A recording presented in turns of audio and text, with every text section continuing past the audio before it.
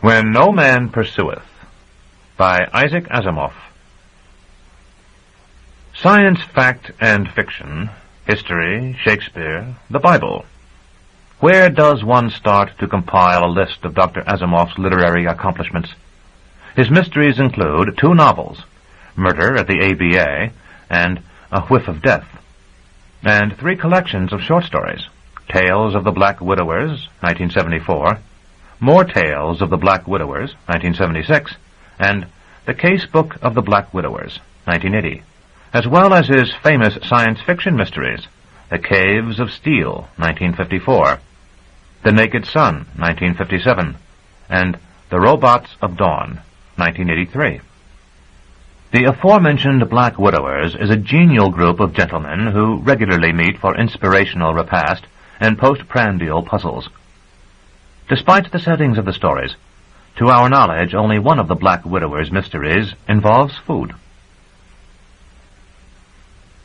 Thomas Trumbull scowled with only his usual ferocity and said, "How do you justify your existence, Mr. Steller?" Mortimer Steller lifted his eyebrows in surprise and looked about the table at the 6 Black Widowers whose guest he was for that evening. "Would you repeat that?" he said. But before Trumbull could, Henry, the club's redoubtable waiter, had moved in suddenly to offer Steller his brandy, and Steller took it with an absently murmured, "Thank you." "It's a simple question," said Trumbull. "How do you justify your existence?" "I didn't know I had to," said Steller. "Suppose you did have to," said Trumbull. "Suppose you were standing before God's great judgment seat." "You sound like an editor," said Steller, unimpressed. And Emmanuel Rubin, host for the evening, and a fellow writer, laughed and said, "No, he doesn't, Mort. He's ugly, but he's not ugly enough." "You stay out of it, Manny," said Trumbull, pointing a forefinger. "All right," said Steller. "I'll give you an answer. I hope that, as a result of my stay on Earth, I will have left some people a little more informed about science than they would have been if I had never lived." "How have you done that?" "By the books and articles I write on science for the layman." Steller's blue eyes glinted from behind his heavily black-rimmed glasses, and he added with no perceptible trace of modesty, "which are probably the best that have ever been written."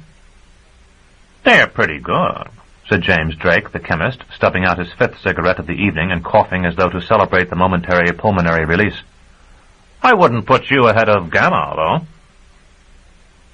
"Tastes differ," said Steller coldly. "I would." Mario Gonzalo said, "You don't write only about science, do you? It seems to me I read an article by you in a television weekly magazine, and that was just humor." He had propped up the caricature he had drawn of Steller in the course of the meal. The black-rimmed glasses were prominent, and so was the shoulder-length, fading brown hair, the broad grin, and the horizontal lines across the forehead. "Good Lord," said Steller. "Is that me?" "It's the best Mario can do," said Rubin. "Don't shoot him." "Let's have some order," said Trumbull testily. "Mr. Steller, please answer the question Mario put to you. Do you write only about science?" Geoffrey Avalon, who had been sipping gently at his brandy, said in his deep voice, which could, whenever he chose, utterly dominate the table, "Aren't we wasting time? We've all read Mr. Steller's articles. It's impossible to avoid him. He's everywhere." "If you don't mind, Jeff," said Trumbull, "it's what I'm trying to get at in a systematic way. I've seen his articles, and Manny says he has written 100 and something books on all sorts of subjects. And the point is why and how?" The monthly banquet of the Black Widowers was in its concluding phase, that of the grilling of the guest. It was a process that was supposed to be conducted along the simple, ordinary lines of a judicial cross-examination, but never was. The fact that it so often dissolved into chaos was a matter of deep irritation to Trumbull, the club's code expert, whose dream it was to conduct the grilling after the fashion of a drumhead court-martial. "Let's get into that, then, Mr. Steller," he said. "Why the hell do you write so many books on so many subjects?" Steller said, "Because it's good business. It pays to be unspecialized. Most writers are specialists. They've got to be. Manny Rubin is a specialist. He writes mysteries, when he bothers to write at all." Rubin's sparse beard lifted, and his eyes widened with indignation behind his thick-lensed glasses.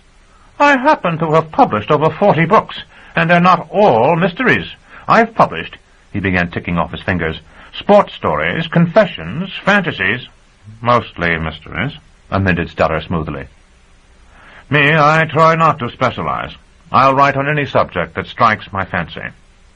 It makes life more interesting for me so that I never go through a writer's block. Besides, it makes me independent of the ups and downs of fashion.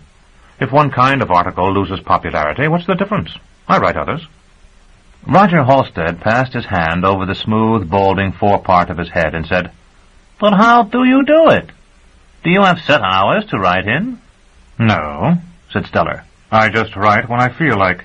What I feel like all the time." "Actually," said Rubin, "you're a compulsive writer." "I've never denied it," said Steller. Gonzalo said, "But steady composition doesn't seem to be consistent with artistic inspiration. Does it just pour out of you? Do you revise at all?" Steller's face lowered, and for a moment he seemed to be staring at his brandy glass. He pushed it to one side and said, "Everyone seems to worry about inspiration. You're an artist, Mr. Gonzalo. If you waited for inspiration, you'd starve." "Sometimes I starve even when I don't," said Gonzalo. "I just write," said Steller, a bit impatiently. "It's not so difficult to do that. I have a simple, straightforward, unornamented style so that I don't have to waste time on clever phrases. I present my ideas in a clear and orderly way because I have a clear and orderly mind. Most of all, I have security. I know I'm going to sell what I write, and so I don't agonize over every sentence, worrying about whether the editor will like it." "You didn't always know you would sell what you wrote," said Rubin. "I assume there was a time when you were a beginner and got rejection slips like everyone else." "That's right. And in those days, writing took a lot longer and was a lot harder. But that was 30 years ago. I've been literarily secure for a long time." Drake twitched his neat gray mustache and said, "Do you really sell everything you write now? Without exception?"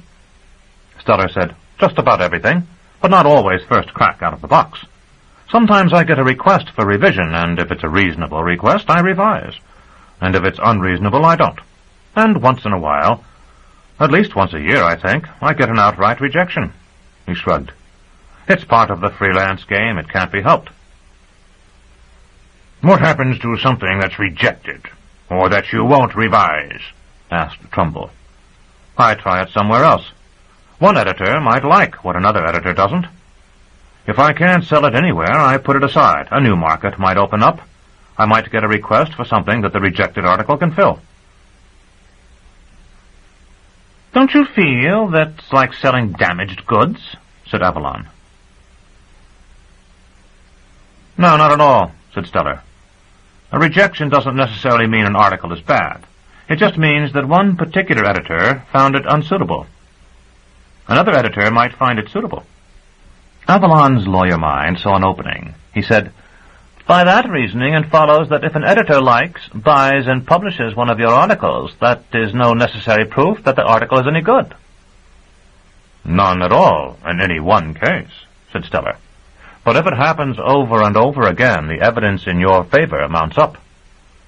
Gonzalo said, "What happens if everyone rejects an article?" Steller said, "That hardly ever happens, but if I get tired of submitting a piece, chances are I cannibalize it. Sooner or later I'll write something on a subject that's close to it, and then I incorporate parts of the rejected article into a new piece. I don't waste anything." "Then everything you write sees print, one way or another. Is that right?" And Gonzalo shook his head slightly, in obvious admiration. "That's about right." But then Steller frowned. "Except, of course," he said, "when you deal with an idiot editor who buys something and then doesn't publish it. Reuben said. "Oh, have you run into one of those things? The magazine folded?" "No, it's flourishing. Haven't I ever told you about this? Not as far as I remember. I'm talking about Berkovich. Did you ever sell anything to him?" "Joel Berkovich?"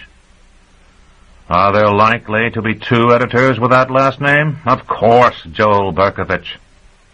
"Well, sure. He used to edit Mystery Story magazine some years ago. I sold him a few items. I still have lunch with him occasionally. He's not in Mysteries anymore." "I know he isn't. He's editing Way of Life magazine, one of those fancy new slick jobs that appeal to the would-be affluent." "Hold it! Hold it!" cried out Trumbull. "This thing's degenerating. Let's go back to the questioning." "Now wait," said Stellar, waving his hand at Trumbull in clear annoyance. "I've been asked a question as to whether everything I write sees print, and I want to answer that because it brings up something I'm pretty sore about and would like to get off my chest." "I think he's within his rights there, Tom," said Evelyn. "Well, go ahead then," said Trumbull discontentedly. "But don't take forever." Stellar nodded with a sort of grieved impatience and said, "I met Berkovich at some formal party. I don't even remember the occasion for it or very much who was involved. But I remember Berkovich because we did some business as a result. I was there with Gladys, my wife, and Berkovich was there with his wife, and there were maybe 8 other couples. It was an elaborate thing. In fact, it was very elaborate and deadly. It was formal. It wasn't black tie. They stopped short of that, but it was formal. The serving was slow, the food was bad, the conversation was constipated. I hated it. Listen, Manny, what do you think of Berkovich?" Reuben shrugged. "He's an editor. That limits his good points, but I've known worse. He's not an idiot." "He isn't?" "Well, I must admit that at the time he seemed all right. I had vaguely heard of him, but he knew me, of course." "Oh, of course," said Reuben, twirling his empty brandy glass. "Well, he did," said Stellar indignantly. "It's the whole point of the story that he knew me, or he wouldn't have asked me for an article. He came up to me after dinner and told me that he read my stuff and that he admired it, and I nodded and smiled. Then he said, 'What do you think of the evening?' I said cautiously, 'Oh, well, sort of slow,' because for all I knew, he was the hostess's lover, and I didn't want to be needlessly offensive. And he said, 'I think it's a bomb. It's too formal, and that doesn't fit the American scene these days.' Then he went on to say, 'Look, I'm editor of a new magazine, Way of Life, and I wonder if you couldn't write us an article on formality. If you could give us, say, 2,500 to 3,000 words, that would be fine. You could have a free hand and take any approach you want, but be light-hearted.' Well, it sounded interesting, and I said so, and we discussed price a little, and I said I would try, and he asked if I could have it in his office within 3 weeks. And I said maybe. He seemed very anxious." Reuben said, "When was all this?" "Just about 2 years ago." "Uh-huh. That was about when the magazine started. I looked at it occasionally, very pretentious and not worth the money. I didn't see your article, though." Stellar snorted. "Naturally you haven't." "Don't tell me you didn't write it," said Gonzalo. "Of course I wrote it. I had it in Berkovich's office within a week. It was a very easy article to do, and it was good. It was slightly satirical and included several examples of stupid formality at which I could fire my shots. In fact, I even described a dinner like the one we had." "And he rejected it?" asked Gonzalo. Stellar glared at Gonzalo. He didn't reject it. I had a check in my hands within another week. "Well, then," said Trumbull impatiently, "what's all this about?" "He never printed it," shouted Stellar. "That idiot has been sitting on it ever since for nearly 2 years. He hasn't published it. He hasn't even scheduled it." "So what?" said Gonzalo. "As long as he's paid for it." Stellar glared again. "You don't suppose a one-time sale is all I'm after, do you? I can usually count on reprints here and there for additional money, and then I publish collections of my articles, and I can't include that one until it's published." "Surely," said Evelyn, "the money involved is not very important." "No," admitted Stellar, "but it's not utterly unimportant either, Besides, I don't understand why the delay. He was in a hurry for it. When I brought it in, he slavered. He said, Good, I'll be able to get an artist on it right away, and there'll be time to do some strong illustrations. And then, nothing happened. You would think he didn't like it. But if he didn't like it, why did he buy it? Halstead held up his coffee cup for a refill, and Henry took care of it. Halstead said, Maybe he only bought it to buy your goodwill, so to speak, and make sure you would write other articles for him, even though the one you wrote wasn't quite good enough. Stoller said, Oh, no. Manny, tell these innocents that other editors don't do that. They never have the budget to buy bad articles in order to buy goodwill. Besides, if a writer turns out bad articles, you don't want his goodwill. And what's more, you don't earn goodwill by buying an article and burying it. Trumbull said, All right, Mr. Stoller. We listened to your story, and you'll note I didn't interrupt you. Now, why did you tell it to us? Because I'm tired of brooding over it. Maybe one of you can figure it out. Why doesn't he publish it? Manny, you said you used to sell him. Did he ever hold up anything of yours? No, said Manny after a judicious pause. I can't recall that he did. Of course, he's had a bad time. What kind of a bad time? This dinner took place 2 years ago, you said? So that was his first wife you met him with. She was an older woman, wasn't she, Mort? Stoller said, I don't remember her. That was the only time we ever met. If it was his second wife, you'd remember. She's about 30 and very good-looking. His first wife died about 1.5 years ago. She'd been ill a long time, it turned out, though she'd done her best to hide it, and I never knew, for instance. She had a heart attack, and it broke him up. He went through quite a period there. Oh. Well, I didn't know about that. But even so, he's married again, right? Sometime last year, yes. And she's a good-looking person, and he's consoled, right? The last time I saw him, about a month ago, just in passing, he looked all right. Well then, said Stoller, why is he still holding out? Avalon said thoughtfully, Have you explained to Mr. Barkovich the advantages of having your article published? Stoller said, He knows the advantages. He's an editor. Well then, said Avalon just as thoughtfully, it may be that on second reading he found some serious flaws and feels it is not publishable as it stands. Perhaps he's embarrassed at having bought it and doesn't know how to approach you. Stoller laughed, but without humor. Editors don't get embarrassed, and they're not afraid to approach you. If he found something wrong on second reading, he'd have called me and asked for a revision. I've been asked for revisions many times. Do you revise when they ask for it? Said Gonzalo. I told you. Sometimes, when it sounds reasonable, said Stoller. James Drake nodded as though that were the answer he would have expected, and said, And this editor never asked for any revision at all? No, said Stoller explosively. And then almost at once he added, Well, once. One time when I called him to ask if it were scheduled, I was getting pretty edgy about it by then, he asked if it would be all right if he cut it a little, because it seemed diffuse in spots. I asked where the hell it was diffuse in spots, because I knew it wasn't. And he was vague, and I was just peeved enough to say, no, I didn't want a word touched. He could print it as it was, or he could send it back to me. And he didn't send it back to you, I suppose? Said Drake. No, he didn't. Damn it, I offered to buy it back. I said, send it back, Joel, and I'll return the money. And he said, Oh, come, Mort, that's not necessary. I'm glad to have it in my inventory, even if I don't use it right away. Damn fool. What good does it do either him or me to have it in his inventory? Maybe he's lost it, said Halstead, and doesn't want to admit it. There's no reason not to admit it, said Stoller. I've got a carbon, 2 carbons, in fact. Even if I wanted to keep the carbons, and they come in handy when it's book time, it's no problem these days to get copies made. There was a silence around the table, and then Stoller's brow furrowed, and he said, You know, he did ask once if I had a carbon copy. I don't remember when. It was one of the more recent times I called him. He said, By the way, Mort, do you have a carbon copy? Just like that. By the way, as if it were an afterthought. I remember thinking he was an idiot. Does he expect a man of my experience not to have a carbon copy? I had the notion then that he was getting around to saying he had mislaid the manuscript. But he never said a word of the kind. I said that I had a carbon copy, and he let the subject drop. "Seems to me," said Trumbull, "that all this isn't worth the trouble you're taking."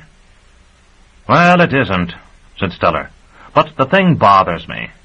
I keep careful files of my articles. I've got to.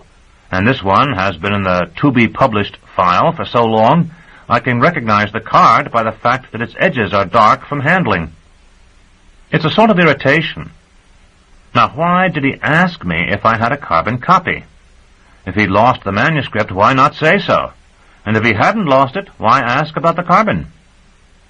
Henry, who had been standing at the sideboard, as was his custom after the dinner had been served and the dishes cleared away, said, "May I make a suggestion, gentlemen?" Trumbull said, "Good Lord, Henry, don't tell me that this nonsense means something to you." Henry said, "No, Mr. Trumbull, I'm afraid I no more understand what it's all about than anyone else in the room.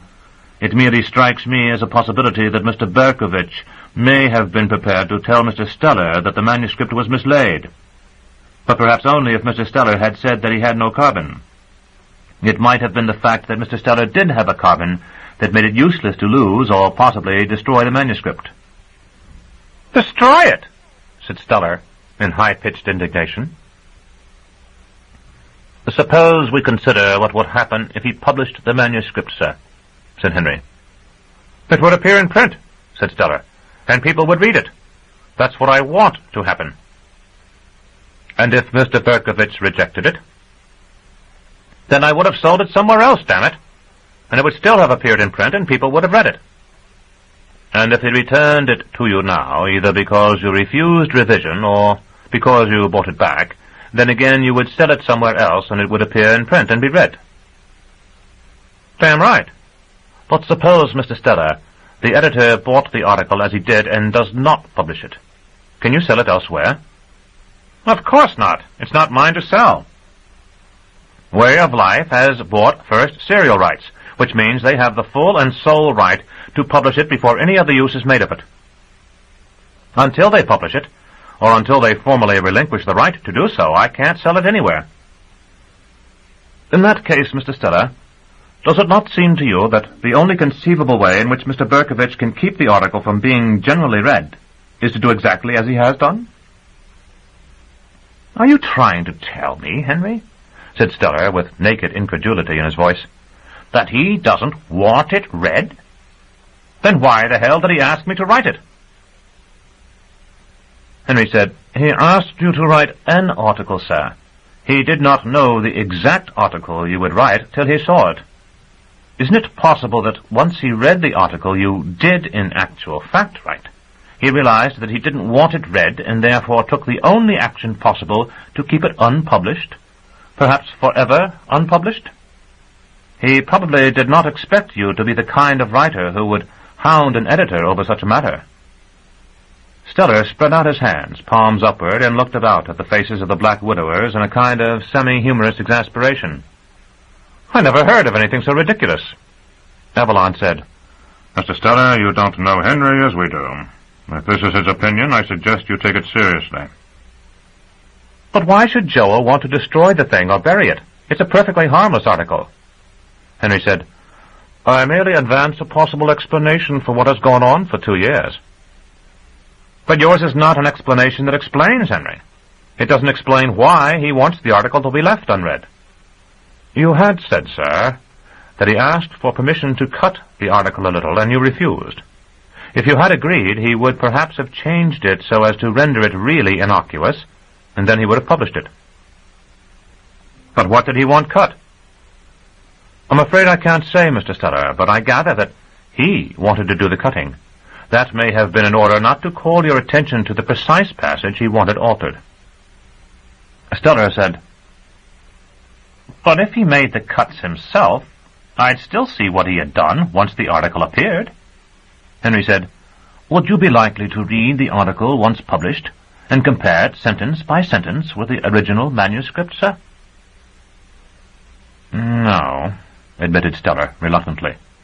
"And even if you did, sir, There might be a number of small changes, and you would have no reason to suppose that one change was more significant than the others.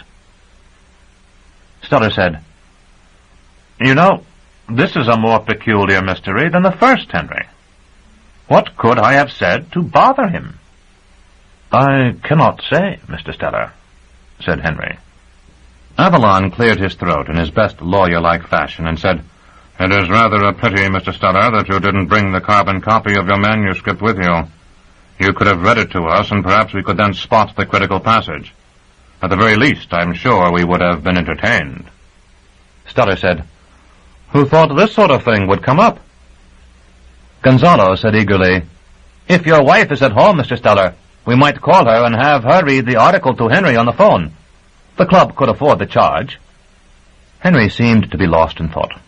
Now he said slowly, as though the thinking had surfaced but was still a private colloquy he was holding with himself, "Surely it couldn't be anything impersonal. If the tenets of good taste had been broken, if the policy of the magazine had been violated, he would have seen that at once and asked for specific changes.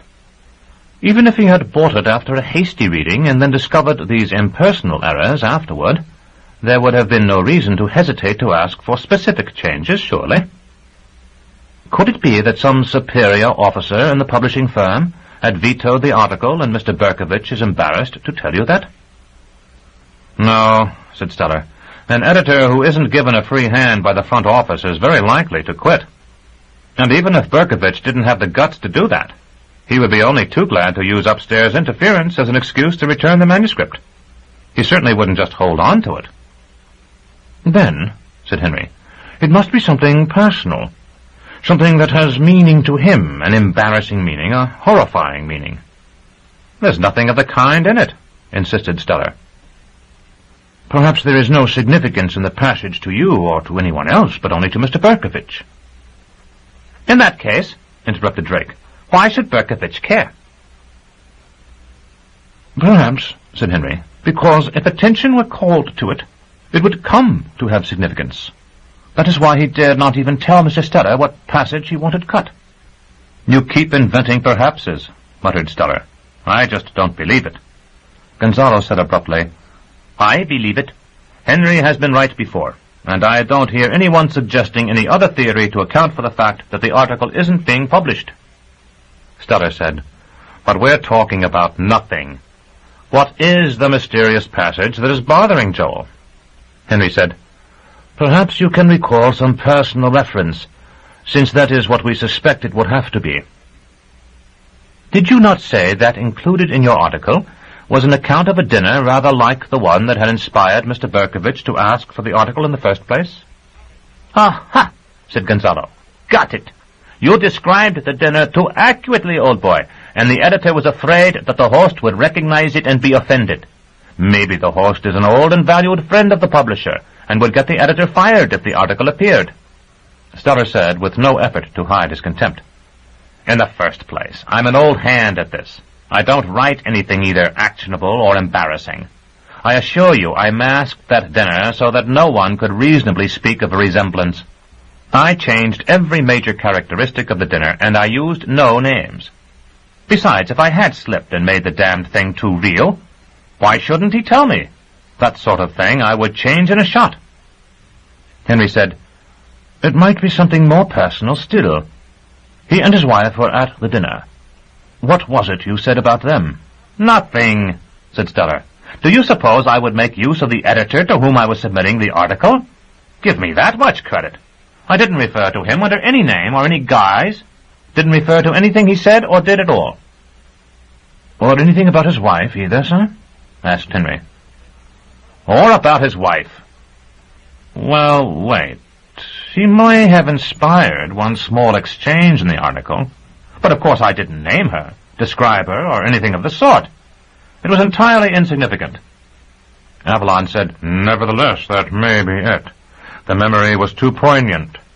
She had died, and he just couldn't publish an article that reminded him of... Stoller said, "If you're about to finish that sentence with the dear departed, I walk out. That's tripe, Mr. Avalon. With all respect. No, without too damn much respect, that's tripe." Why wouldn't he ask me to take out a sentence or two if it aroused too keen a memory? I would do it. Avalon said, "Just because I phrase the matter in sentimental fashion, Mr. Steller, doesn't mean it can't have significance all the same. His failure to mention it to you might be the result of a certain shame. In our culture, such things as sorrow over a lost love are made fun of. You've just made fun of it. Yet it can be very real." Steller said, "Manny Rubin said she died about 1.5 years ago. That means at least half a year after I wrote the article.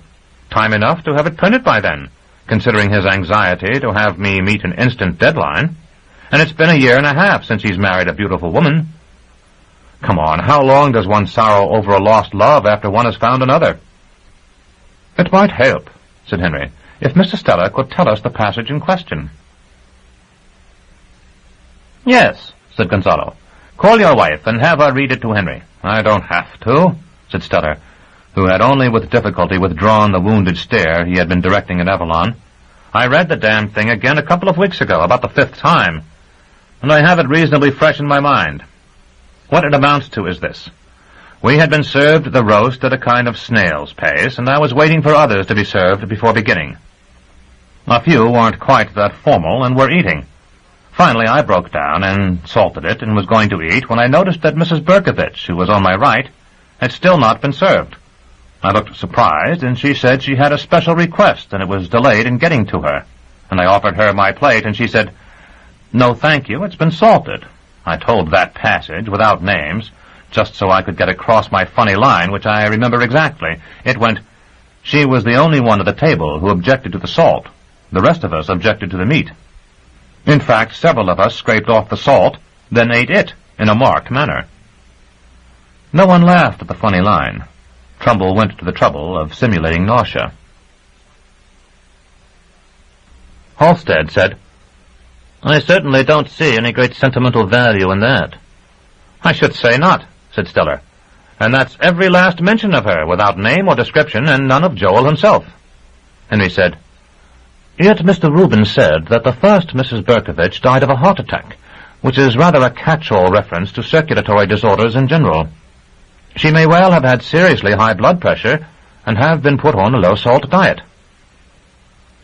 "Which is why she refused Steller's salted meat," said Gonzalo. "Right." "And why she was waiting for a special dish," said Henry. "And this is something to which Mr. Berkovich desperately wants no attention drawn.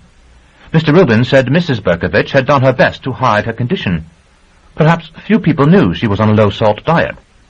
Steller said, "Why should Joel care if they know?" "I must introduce another perhaps, sir. Perhaps Mr. Berkovich, weary of waiting and perhaps already attracted to the woman who is now his second wife, took advantage of the situation. He may have salted her food surreptitiously, or if she used salt substitute, he may have replaced it, at least in part, with ordinary salt." "And killed her, you mean?" interrupted Avalon. Henry shook his head. "Who can tell? She might have died at the same moment anyway. He, however, may feel he contributed to the death, and may now be in panic, lest anyone find out. The mere mention of a woman refusing salt at that table may, in his eyes, be a shrieking out of his guilt," Steller said. "But I didn't name her, Henry. There's no way of telling who she was. And even if somehow one were to find out that it was she, how could anyone suspect anything out of the way?" "You are perfectly right, Mr. Steller," said Henry. "The only reason we have come to suspect Mr. Berkovich now is because of his peculiar behavior with respect to the article and not to anything in the article itself. But you know, we have biblical authority to the effect that the wicked flee when no man pursueth." Steller paused a moment and thought, then said, "All this may be, but it's not getting my article published."